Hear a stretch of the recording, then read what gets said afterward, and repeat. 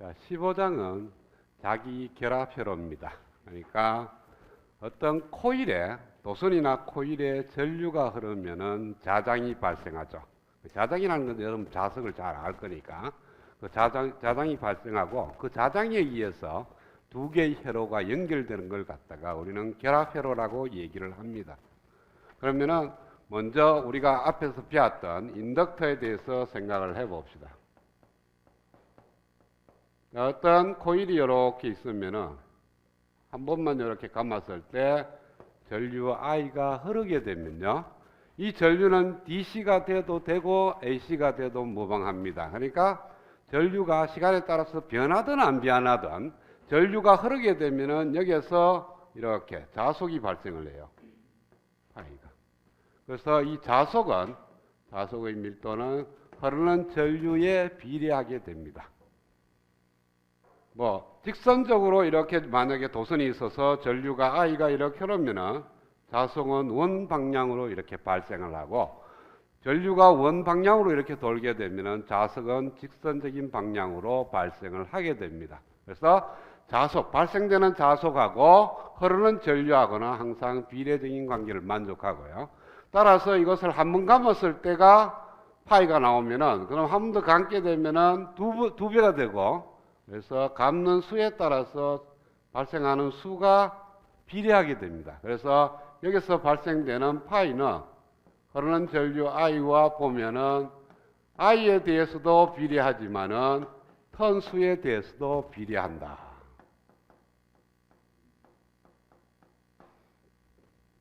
비례상수 어떤 걸 여면 되겠죠, 그렇죠? 근데 비례 관계가 있고, 또 한 가지는 뭐냐 하면은 전류가 흐르면은 자석이 발생한 것뿐만 아니라 패러데이 유도 법칙이 있습니다.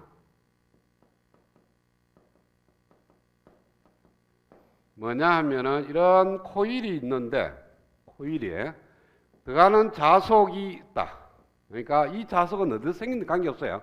자석에 의해서 발생되는 자석이든 아니면 전기가 흘러서 발생되던 자석이든 관계없어요. 어떤 코일에 자석이 이렇게 들어가게 되면은 이 코일 양단에 전압이 유기가 됩니다. 전압이 유기되는데 이때 이 전압이 유기되는 전압의 크기는 뭐에 비례하냐 하면은 자속 파이에 비례하는 것이 아니고 자속 파이의 시간적인 변화율에 의해서 변화하게 됩니다. 자, 어떤 코일에 세교하는 자석이, 그러니까 들어가는 자석의 수를 갖다가 파이라고 하고, 이 파이는 어디서 와도 무방합니다. 그렇게 할 때 이 파이의 시간적인 변화량이 양단에 나타나는 전압의 크기와 비례하는 거예요. 그러면은 어떤 코일에다가 전류가 이렇게 흐르게 되면은 그 흐르는 전류에 비례할 만큼 파이가 발생하고 그 파이에 의해서 양단의 전압이 유기가 됩니다. 근데 여기서 발생되는 파이는 전류에 비례하고 유기되는 전압은 파이의 시간적인 변화에 비례하니까 궁극적으로 보면은 양단에 나타나는 전압은 전류의 시간적인 변화에 의해서 나타나게 되는 거죠. 그렇죠?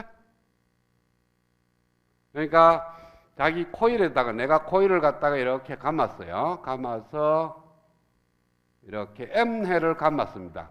그러니까 M번 턴을 해서 감고 시간에 따라서 변화되는 전류 IT를 흘렸다고. 그러면은 턴이 한 번 될 때마다 파이 T가 발생하게 될 건데, 이것이 뭐에 비례하는 턴수 N에다가 흐르는 전류 IT에 비례하게 되고, 그 다음에 요 코일 첫 번째 나타나는 코일 전압 VT하고 두 번째 코일에 나타나는 전압 VT하고는 같죠. 그래서 이 전체에 나타나는 전압 VT는 이건 1, 2라 합시다. 그래서 전체에 나타나는 전압 VT는 뭐에 비례하느냐 하면은 한 개에 나타나는 전압 DT분의 D 파이 T에 비례할 뿐만 아니라 몇 번 감느냐에 따라서도 결정이 될 겁니다. 그렇죠? 그러니까 한 번 감았을 때보다는 10번 감으면은 전압이 10배로 늘어나는 거예요. 그러면은 코일 전체에 나타나는 전압하고 흐르는 전류의 관계를 보면은 VT는 뭐에 비례하느냐 하면은 N의 제곱에 DT분의 DIT가 되고, 이걸 갖다가 우리는 뭐라고 그랬냐 하면은 앞에서 L의 dt분의 dit라고 얘기를 했습니다. 그렇죠? 그래서 이때 L을 우리가 인덕턴스라고 얘기를 했어요. 그래서 7장에서 얘기했는 걸 한 번 더 복습하게 되면은 이와 같이 L, 인덕턴스의 값이 L이 있으면 그 L에 의해서 코일 양단에 나타나는 전압과 코일에 흐르는 전류의 관계 C이 되는 거고요. 이때 여기에 있는 비례 관계를 보니까 역시 L이 뭐에 비례하냐면은 턴수의 제곱에 비례한다. 그래서 코일을 한 번 감았을 때 1헨리라면 두 번 감게 되면은 4헨리가 되는 거예요. 세 번 감게 되면은 9헨리가 되는 거고.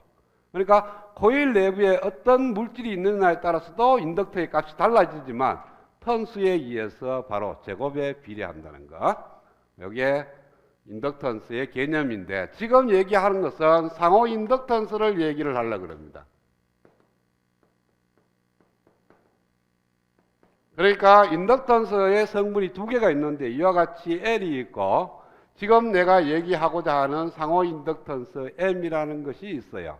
그래서 얘하고 얘하고 구별하기 위해서 얘는 자기 인덕턴스라고 얘기를 합니다.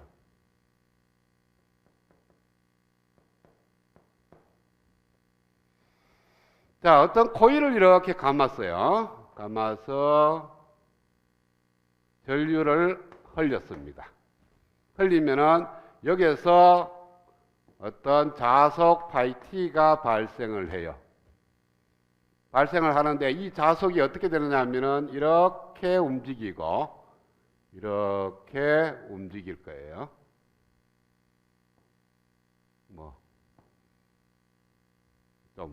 여기에서 이게 N극이 되고 이게 S극이 돼가 자속의 방향은 이와 같이 그려지게 될 겁니다. 그렇죠? 그런데 내가 여기에다가 새로운 코일을 감았어. 그리고 이 코일은 전류를 흘리지 않았어. 그렇게 되면은 여기에 흐르는 전류 I 때문에 발생하는 자속이 있을 거예요. 그렇죠? 그 자속이 오른쪽으로 가서 이 코일에 들어가게 됩니다. 그래서 이 코일에 들어가는 자속이 있기 때문에 이 코일로 봐서는 이 코일 내부에 들어가는 자속의 수가 시간적인 어떤 변화가 일어난다면 여기에 전압이 유기가 된다는 거죠.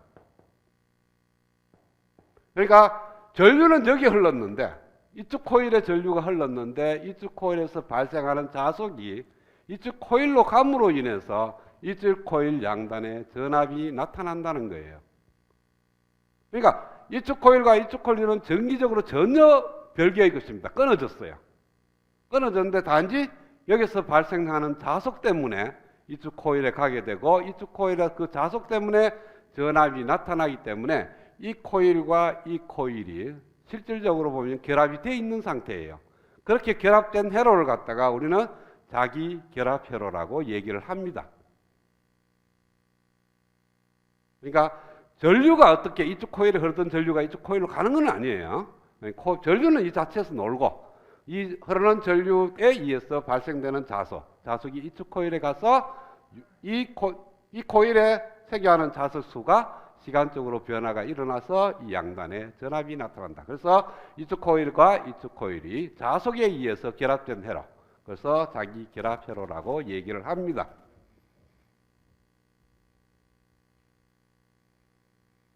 자, 그러면은 자기 결합 회로에서는 항상 코일이 두 개가 있어야 돼요. 그렇죠?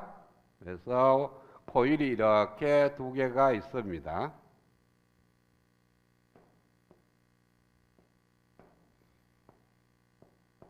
그랬을 때 이쪽 코일의 감원수를 N1, 이쪽 코일의 감원수를 N2라고 두겠습니다. 그 다음에 이쪽 코일에 흐르는 전류를 I1T라고 두고 이쪽 코일에 흐르는 전류를 I2T라고 두고요. 이쪽 코일에 걸리는 전압이 V1T가 되고 이쪽 코일에 걸리는 전압이 V2T라고 두겠어요. 그 다음에 이것이 없고 이쪽 코일이 없고 이쪽 코일만 단독으로 존재했을 때 코일이니까 인덕턴스 성분이 있겠죠. 그죠? 저기서 얘기했던 자기 인덕턴스 L1이 존재하게 될 거예요. 이쪽에는. 그 다음에 얘만 단독으로 존재했을 때 역시 마찬가지로 코일이 되고 전류 I2가 흘렀을 때 양단에 나타나는 전압에 의해서 만들어지는 자기 인덕턴스 L2가 있을 거예요. 그래서 여기서 가면 횟수가 N1이고 여기서 가면 횟수가 N2이기 때문에 L1은 N1의 제곱에 비례할 거고 L2는 N2의 제곱에 비례하게 될 거라고 지금까지 얘기했던 걸로 보면, 그렇죠? 그런 상태에서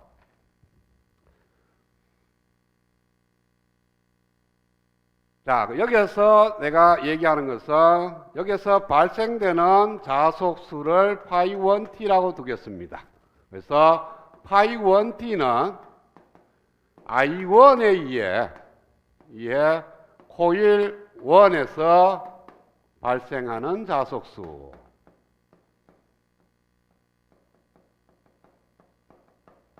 수를 파이1t라고 두고 그 다음에 이 안에서 파이11t와 파이12t를 갖다가 나눠서 쓰겠어요. 파이1t를 두 가지 성분으로 나눠서 쓰는데 여기서 파이12는 코일 2 내부로 들어가는 자속수 라고 정의를 하겠습니다. 대충 이해가 됩니까? I1에 의해서 자석이 발생을 했어. 그 발생한 자석이 코일 2로도 가고 안 갈 수도 있어요. 가는 자속수만 파이12, 안 가는 자속수는 파이11. 됐어요? 그러면은 코일 1의 내부에 들어있는 자속수는 파이1t고 코일 2의 내부에 들어있는 자속수는 파이12입니다. 뭐에 의해서? 얘에 의해서 발생되는 자속이. 그 다음에 파이2t라고 또 만들겠어요. 파이2t는 I2t에 의해 코일 2에서 발생되는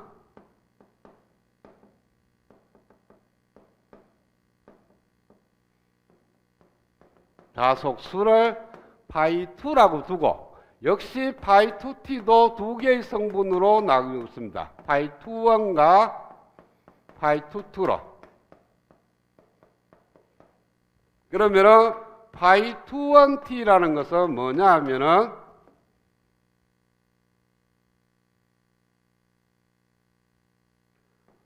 파이2t 중 코일 1으로 1에 들어가는 자속수.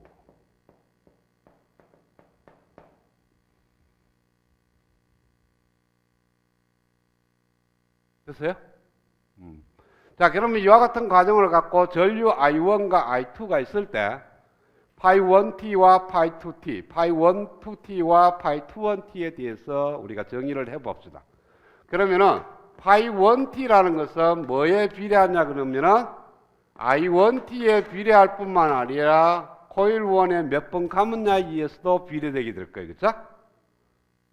근데 비례 관계에 있으니까 여기서 비례 상수를 갖다가 A로 두겠어요. A 곱하기 N1 곱하기 I1t가 되고 파이2t는 역시 N2에 비례하고 I2t에 의해서도 비례됩니다. 그래서 비례 상수를 A로 둘 수도 있고 다른 걸로 둘 수도 있어요. 코일 1하고 2하고 똑같은 구조로 만들었다면 비례 상수가 같겠죠. 그런데 코일 1이 감는 방향하고 코일 2에 감는 방향하고 같다는 보장이 없죠. 똑같이는 못 만들 거니까. 그러니까 새로운 파라메타를 넣어도 무방합니다. 이렇게 파이1t와 파이2t가 만들어지고요. 그 다음에 파이12는 어떻게 되느냐 하면은 파이12는 파이1t의 일부가 될 거예요. 파이1t에서 발생되는 자속 중에 코일 2로 가는 거니까 파이1이 많이 발생되면 많이 들어갈 거고 파이1이 작게 만들어지면 작게 들어갈 거예요. 따라서 파이1t의 개수에 그대로 비례합니다. 그래서 그 비례 상수를 C라고 두겠어요. 그 다음에 파이21t는 역시 파이 2t에 비례하는데 그것도 역시 뭐 비례상수가 다를 수가 있겠죠.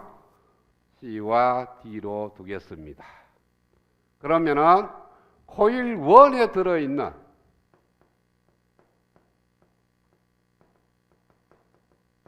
모든 자속수는 파이 1 프라임 t라고 두겠어요. 파이 1t는 아닙니다. 파이 1t는 I1t에 의해서 발생되는 자속수예요. 근데 파이 1t, I1t에 의해서 발생되는 파이 1t도 코일 1 안에 들어있지만 2에서 온 것도 있죠. 그래서 그걸 갖다 프라임이라고 둔다면 파이 1t에다가 파이 2t가 더해져야만 됩니다. 그 다음에 파이 2 프라임 t는 이거는 코일 2 내부에 들어있는 토탈 자속수는 역시 자기 자신에 의해서 만들어지는 자속수에다가 그 다음에 파일 1에서 코일 1에서 만들어지는 자속이 2로 왔을 때 두 개의 합이 됩니다.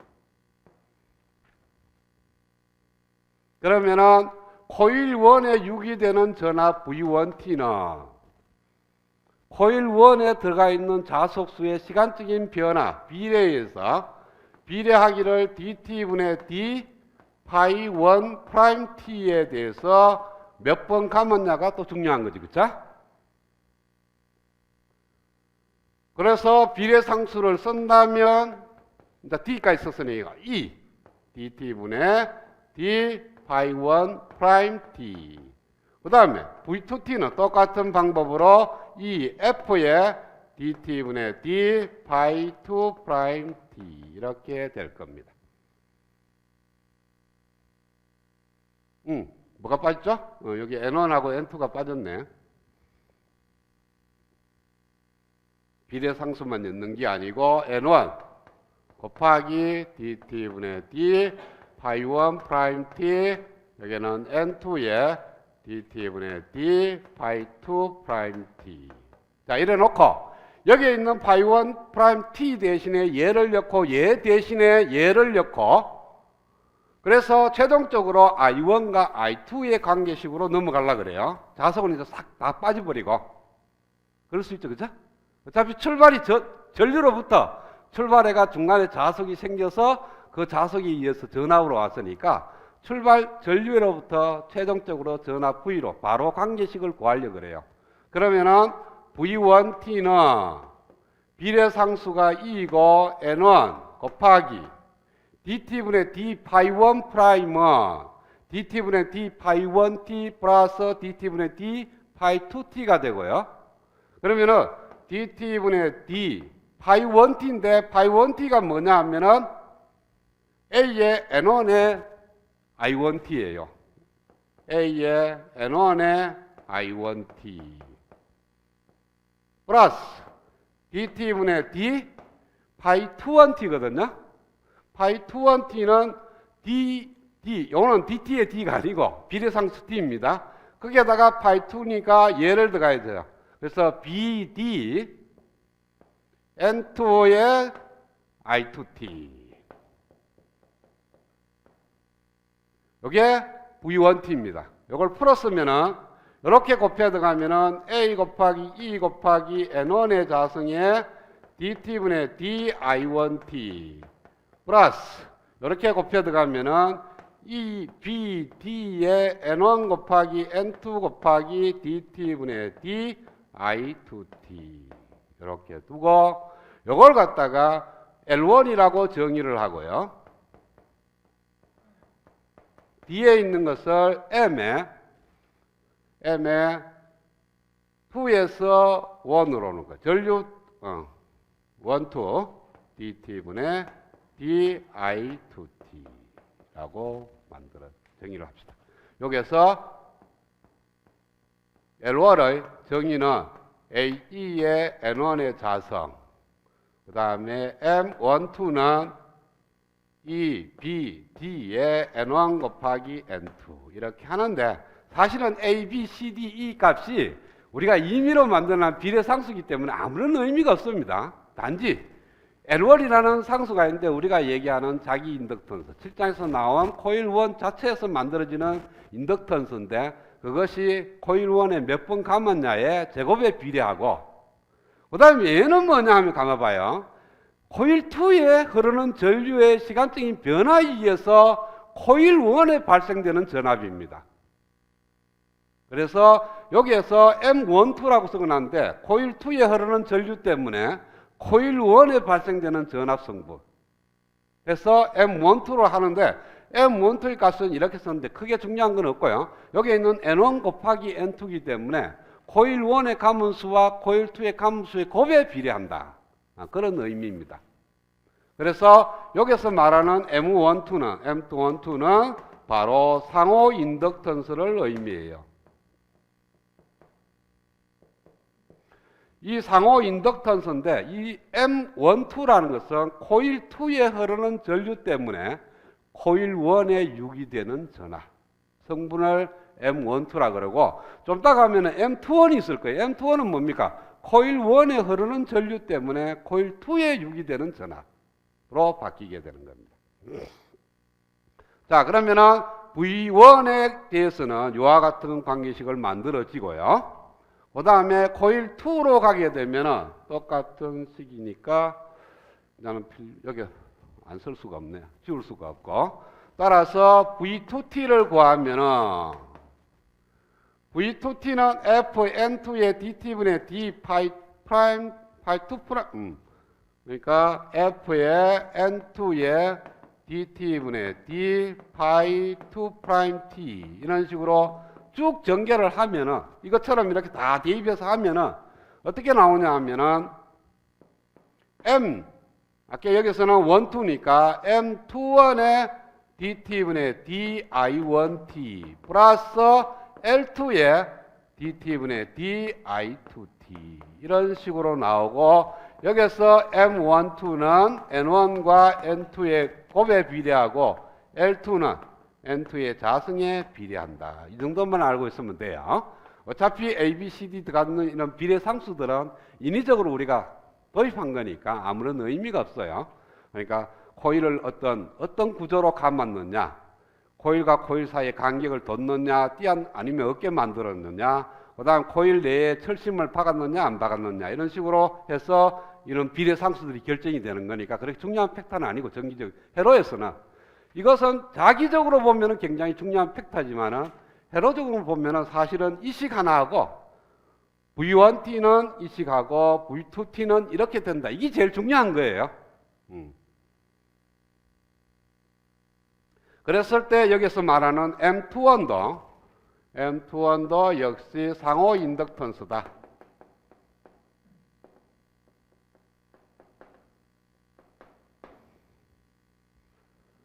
그래서 이렇게 하지. 두 개의 코일이 있을 때 코일 1에 흐르는 전류가 I1T, 코일 2에 흐르는 전류를 I2T, 코일 1에 유기되는 전압이 V1T, 코일 2에 유기되는 전압이 V2T라고 뒀을 때 이 자체 I1T에 의해서 V1T가 유기가 될 뿐만 아니라 여기 흐르는 전류 I2T에 의해서도 V1T가 유기가 된다. 그래서 I1T 때문에 발생되는 전압은 우리가 일반적으로 실장에서 말하는 인덕턴스의 개념이에요. 그런데 지금 자기 결합에 의해서 만들어지는 상호 인덕턴스라는 것은 상대방 코일에 흐르는 전류 때문에 유기되는 전압 성분을 의미하는 겁니다. 그래서 이쪽 코일에 흐르는 전류 때문에 이쪽에 전압이 유기되고, 이쪽 코일에 흐르는 전류 때문에 이쪽에 전압이 유기됐다. 그래서 관계식은 V1T와 V2T가 이와 같이 표현이 된다는 거예요. V2T가 이렇게 되고 V1T는 이렇게 되고.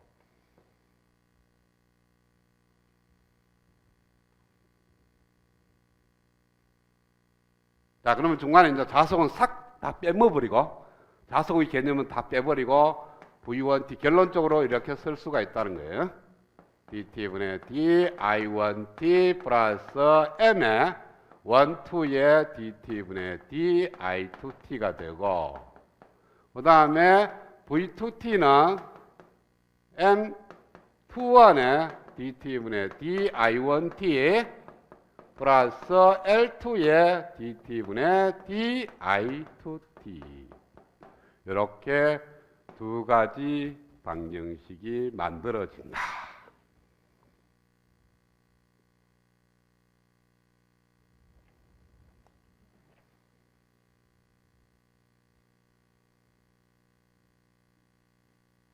자, 그러면은 코일 두 개가 이렇게 돼 있으면요. 이렇게 네모 박스를 딱 하면은 사실은 4단자입니다. 4단자이기 때문에 이 코일 두 개가 만드는 주는 특성식이 두 가지예요. 두 개. 그 두 개가 얘 두 개라는 거예요. 자, 그 다음에 이제 흑점의 의미를 얘기하는데 이렇게 됐는데 자속이 이쪽 방향으로 이렇게 오는 케이스하고 자속이 안쪽으로 들어가는 케이스하고 두 가지를 따지겠어요. 그러면은 이 코일에 자속이 들어갔기 때문에 전압이 유기가 됩니다. 그러니까 전압까지 쓰려고 그러면은 이런 식으로 만들겠어요. 여기에 플러스 마이너스 VT, 여기도 플러스 마이너스 VT인데 이렇게 해서 저 칠판 뒤에서 앞으로 자속이 나올 수도 있고요. 자속은 항상 N극에서 S극으로 가죠. 그렇죠? 그러니까 칠판 안쪽이 N극이고 칠판 밖에 쪽이 S극이라고 생각하면 돼요. 그랬을 때 자속의 모양은 이렇게 저 안에서 일로 나오는 케이스예요. 이 케이스는 이 밖에가 N극이고 저 안에가 S극이 돼가 안쪽으로 들어가는 케이스. 그러니까 얘하고 자속의 방향이 반대죠. 반대이기 때문에 유기되는 전압의 방향도 반대가 되는 겁니다. 왜? 이 전체를 180도 돌리면 똑같은 그림이 될 거니까. 그렇죠? 그래서 여기 나타나는 전압하고 여기 나타나는 전압 프라임으로 둔다면 VT하고 프라임 T하고는 부호가 반대가 됩니다. 똑같이 만들어서 똑같이 자속을 옮긴다면 극성만 반대가 되는 거예요. 그렇죠? 그런데 내가 이 코일을 갖다가 딴 걸 가만히 놔두고 코일만 180도로 돌렸어. 코일만 이렇게 180도로 돌리면은 얘하고가 전압이 같아집니다. 그죠? 이 점이 A점이고 이 점이 B점이고 이게 A점이고 이게 B점이라고 뒀면은 이렇게 뒀을 때는 VT하고 V'T가 극성이 반대지만 얘를 돌려놓고 V'T를 위를 플러스 아래를 마이너스로 둬버리면 부호가 다시 반대되죠. 그렇죠? 그래서 극성이 같아지는 겁니다. 한 개를 놔뒀을 때는 돌려도 크게 문제가 달라지는 게 없는데 코일을 여러 번 감았다고 생각을 해봐요. 이렇게 감다 보면은 그러니까 이렇게 감은 케이스하고 이렇게 감은 케이스하고는 자속이 똑같은 방향으로 움직였을 때 전압의 극성이 반대로 나타납니다. 그러니까 지금 입체적으로 먼 거리에서 그러는데 코일을 이렇게 감았을 때하고 이렇게 감았을 때 똑같은 자속이 지나간다 그러면은 위아래 전압이 극성이 반대로 나타난다는 거예요. 그래서 코일을 어떻게 감았냐를 갖다가 표시해 주는 것이 바로 흑점입니다. 그래서 코일을 어떻게 감아서 흑점을 어떻게 붙는자 그게 중요한 게 아니고요. 코일을 이렇게 감아서 만들었다면 이렇게 봐갖고 코일이 일로 감았는지 몰라요. 모르기 때문에 여기 흐르는 전류가 I1T가 있고 여기에 V1T가 이렇게 있고 여기 흐르는 전류를 I2T라고 두고 여기에 걸리는 전압을 V2T라고 둘 때 여기에다가 까맣게 흑점을 찍고요.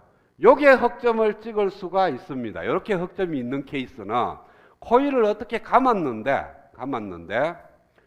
여기에 나타나는 전압이 V1T는 L1의 DT분의 DI1T 플러스 마이너스 M12의 DT분의 DI2T가 됩니다. 이게 플러스가 될 수도 있고 마이너스가 될 수도 있어요. 왜? 이쪽 코일을 갖다가 이렇게 감았냐 이렇게 감았냐에 따라서 나타나는 전압 V2T가 반대로 나올 수가 있는 거니까 이것도 있을 수가 있고 V2T에 대해서 쓰면은 역시 플러스 마이너스 M21의 DT분의 D I1T 플러스 L2의 dt분의 di2t 이렇게 될 겁니다.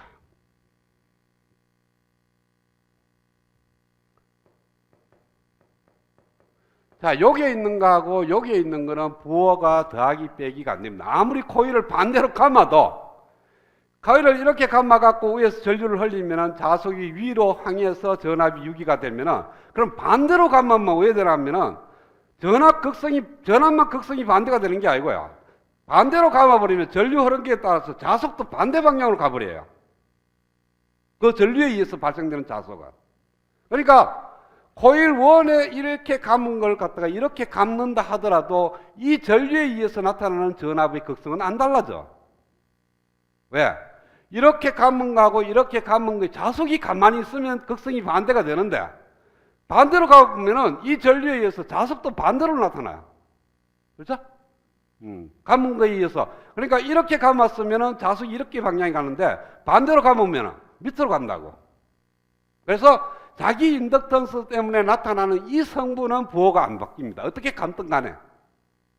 그래서 7장에서 인덕턴스를 계산할 때 코일을 이렇게 감았느냐 이렇게 감느냐에 따라서 부호가 달라진다는 말이 없었어요. 그렇죠?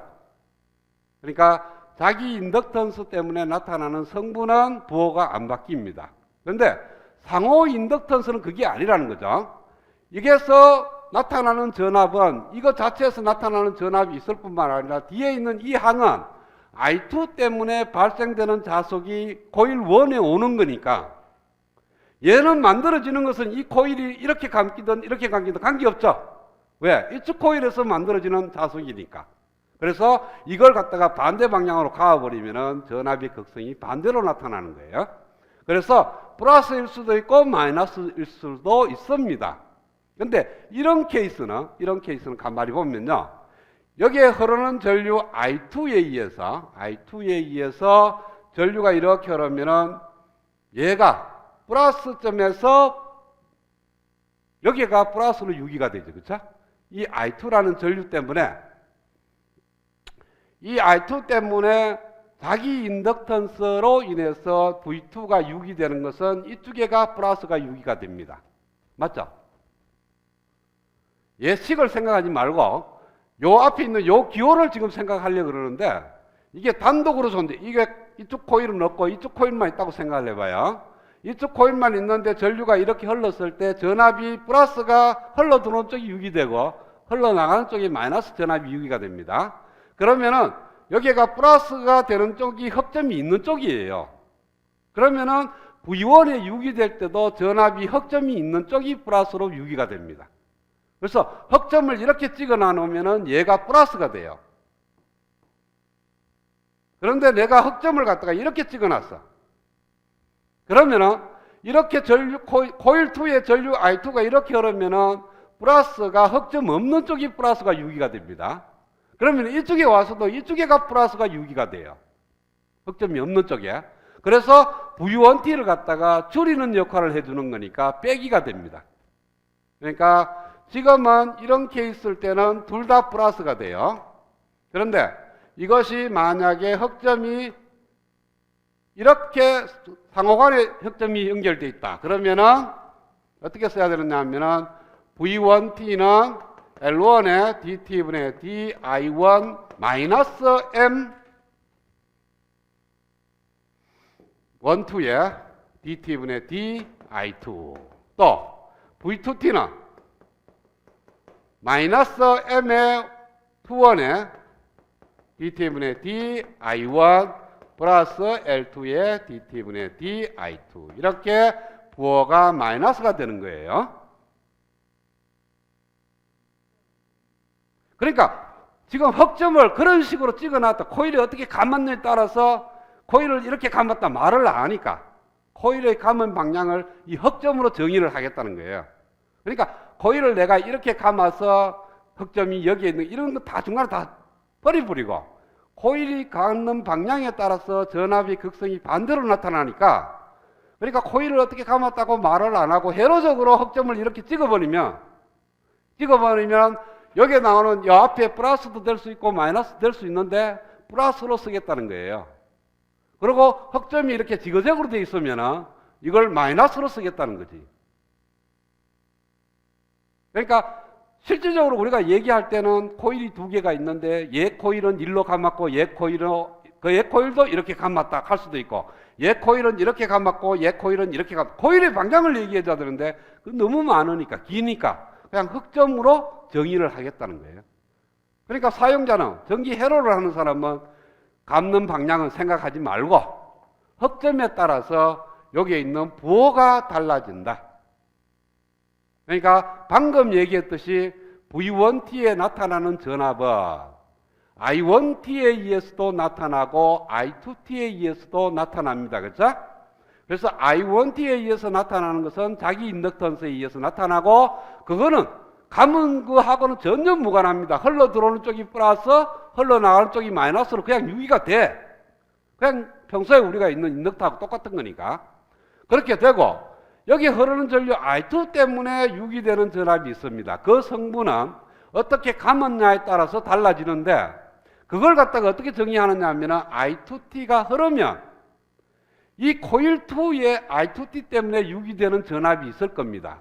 그러면은 흘러 들어온 쪽이 플러스 흘러나가는 쪽이 마이너스니까 여기가 플러스고 여기가 마이너스가 정의가 됐는데 이 플러스가 보니까 흑점이 있는 쪽이야. 그러면은 여기에도 와서 흑점이 있는 쪽이 플러스가 유기가 되는 거예요. 이쪽 케이스는 왜 돼요? 여기가 플러스가 유기가 되면 흑점이 없는 쪽이야. 그러니까 여기가 플러스가 유기가 되는 거예요. 그런 의미야. 얘나 또 얘도 같은 말이에요. 이렇게 흑점이 찍혀 있다 그러면은 여기 흐르는 전류 I2에 의해서 이쪽에가 플러스가 유기가 됩니다. 흑점이 없는 쪽이 플러스가 유기가 되니까 이쪽에도 흑점이 없는 쪽이 플러스가 유기되니까 얘하고 얘하고는 같은 의미예요. 그 다음에 얘는 이것도 마찬가지죠. 흑점이 이렇게 찍힌 걸 갖다가 이렇게 찍어놔도 마찬가지입니다. 그러면 여기 흐르는 전류 I2 때문에 흑점이 있는 쪽이 플러스가 유기가 되니까 이쪽으로 와도 흑점이 있는 쪽이 플러스가 유기가 되도록 그렇게 만들어지는 거예요. 그러니까 흑점이라는 것은 뭐냐 하면 실질적으로는 코일의 감은 방향에 의해서 나타나지만 회로하는 사람은 그거 신경 쓰지 말고 흑점에 따라서 나타나는 전압의 극성을 고려하라는 거예요. 그러니까 같은 방향으로 있으면은 같은 쪽으로 전압이 유기가 되고 반대 방향으로 돼 있으면 이렇게 있든 반대 방향에 있으면 전압도 반대 방향으로 유기가 된다. 그러면은 예제를 하나 들어서 한번 생각을 해볼게요.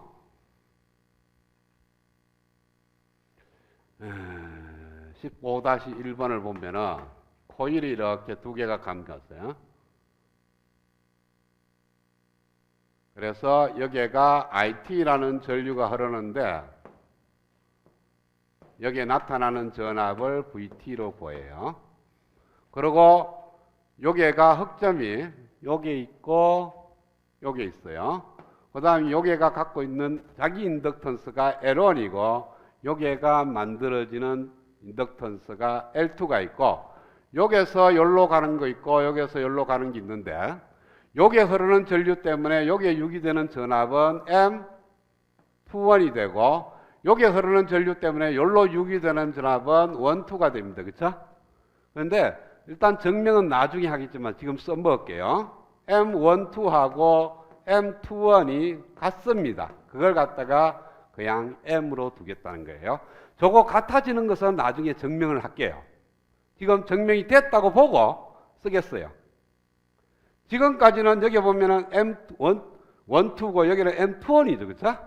코일 1에서 2로 가는 경우와 2에서 1으로 오는 경우가 다른데 이걸 갖다가 좀 이따가 증명을 하면은 두 개가 다 같다. 그러니까 코일 1에서 코일 2로 가는 자석수가 파이 1, 2라면 코일 2에서 코일 1으로 오는 것도 그만 똑같은 비례로 온다는 거예요. 그래서 M12와 M21이 같고 그것이 M이라고 둔다면 우리는 어떻게 표현하느냐 하면 이 코일과 이 코일이 상호 인덕턴스 M으로 결합이 되어 있다. 이런 뜻입니다. 그러면은 여기에 나타나는 토탈 전압하고 흐르는 전류 I하고 어떤 관계가 있는지를 보자는 거죠.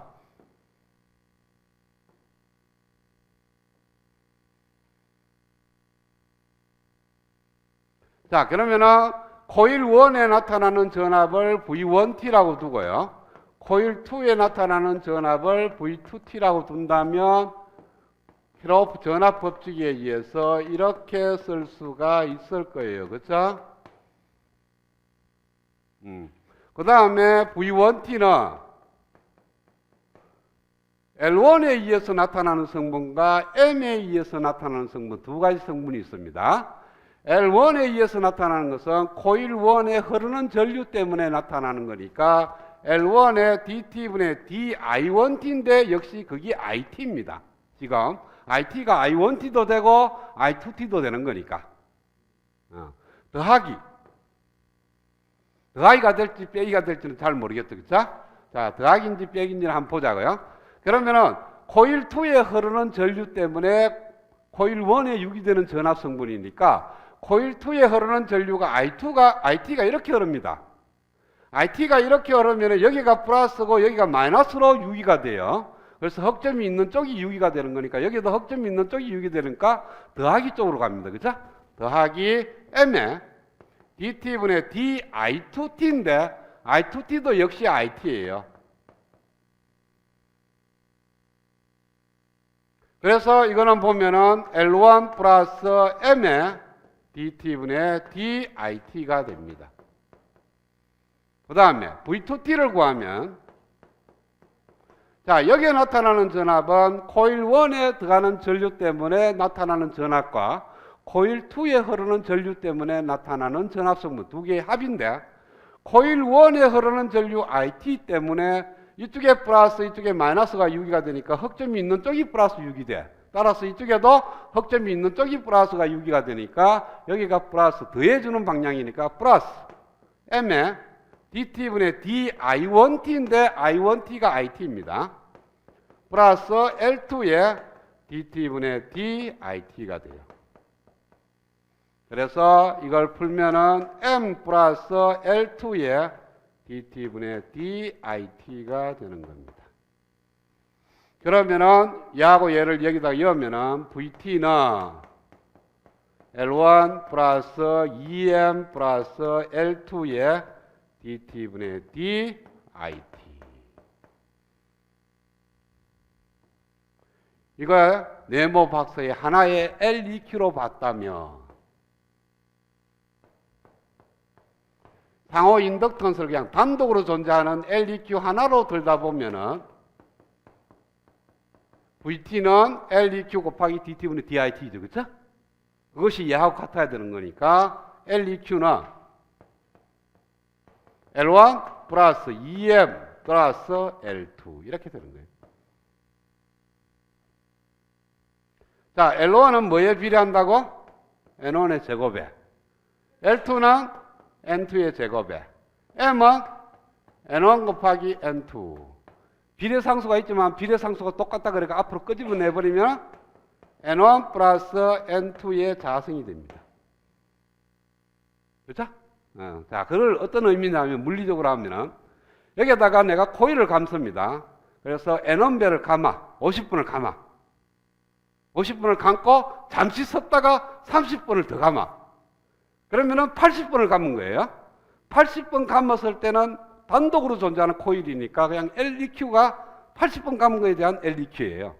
그런데 이 80분은 50분과 30분을 나눠서 생각하겠다는 거예요. 앞에 50분을 감았는 것이 코일 1, 뒤에 30분을 감았는 걸 코일 2. 그랬을 때 여도 마찬가지로 나온다는 거죠. N은 50분 더하기 30분. 똑같은 말이에요. 코일을 80분 감는 걸 50분, 30분으로 나눠서 생각하나 한목에 80분을 생각하나 똑같은 개념이에요. 그런데 문제는 흑점이 여기 있을 때 이 말은 뭐냐 하면은 50분을 감고 30분을 거꾸로 감은 거예요. 그러면은 여기서 부호가 마이너스가 될 거예요. 그렇죠? 마이너스가 되는 거니까 여기가 이렇게 돼요. 이렇게 되니까 이렇게 된다고. 그러니까 50분을 감고 30분을 감으면은 애초에 20분 감은 거하고 똑같은 거예요. 그러니까 뒤에 30분은 이렇게 30분 감은 거하고 이렇게 30분 감은 거하고는 상쇄대가 없어져.